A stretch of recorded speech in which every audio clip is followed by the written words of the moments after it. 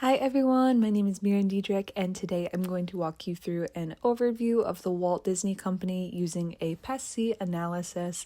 I'll also touch on some key successes, failures, and what lessons we can take away from Disney's recent journey. The Walt Disney Company was founded back in 1923 as a small animation studio.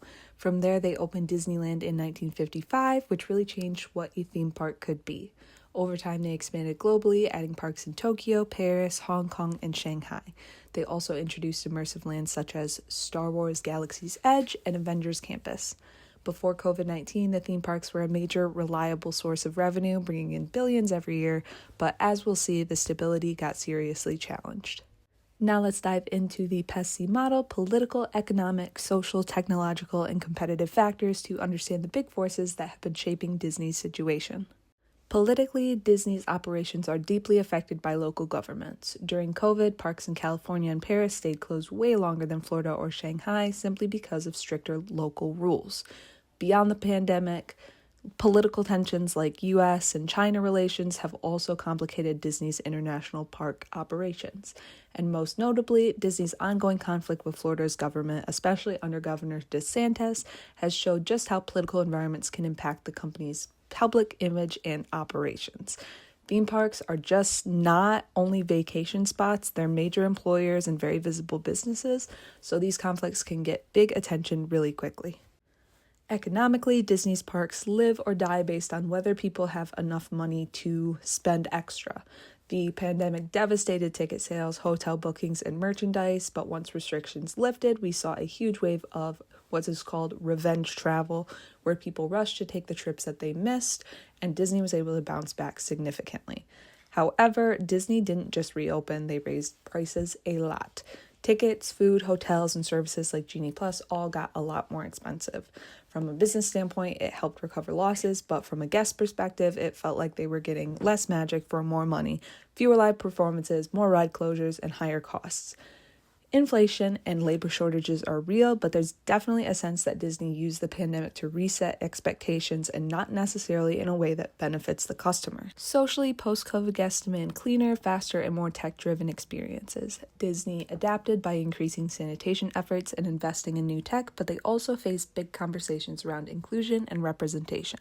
For example, the reimagining of Splash Mountain into Tiana's Bayou Adventure shows Disney's just trying to stay culturally relevant.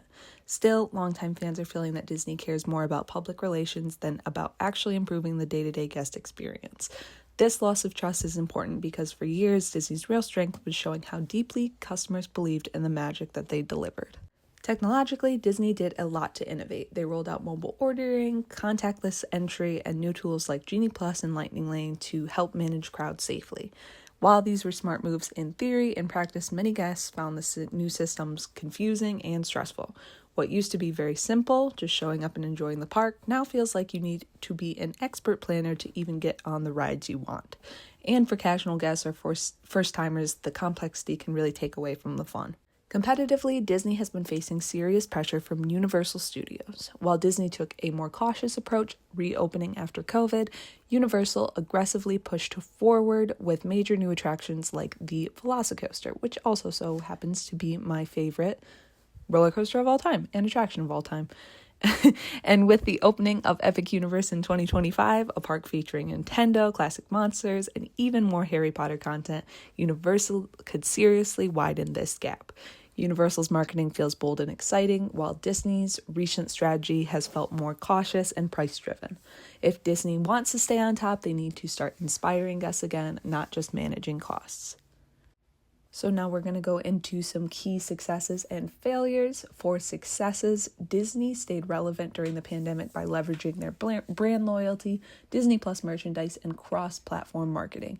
They also moved fast to introduce safer and more tech-driven experiences. On the flip side, raising prices while cutting guest experience was a major misstep.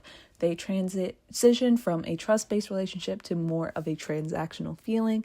And when customers start feeling like they are just dollar signs, you risk losing their loyalty. A really good and amazing example of this shift is showed in Defunctland's documentary, Disney's Fast Pass: A Complicated History. The video shows how Disney's original FastPass system, which was free and fair, slowly evolved into the much more complicated and expensive Genie Plus system we have now. It's a great illustration of how small changes made over time build into a much bigger guest experience and trust issue. At the end of the day, though, Disney's situation teaches us such an important lesson. You cannot survive forever on brand loyalty alone.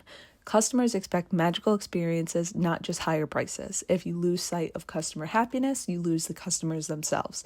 Moving forward, Disney will need to reinvest in experiences that feel truly magical and worth it, not just expensive, if they want to keep their place as the world's most favorite escape. Thank you guys so much for listening, and I hope you have a great rest of your day.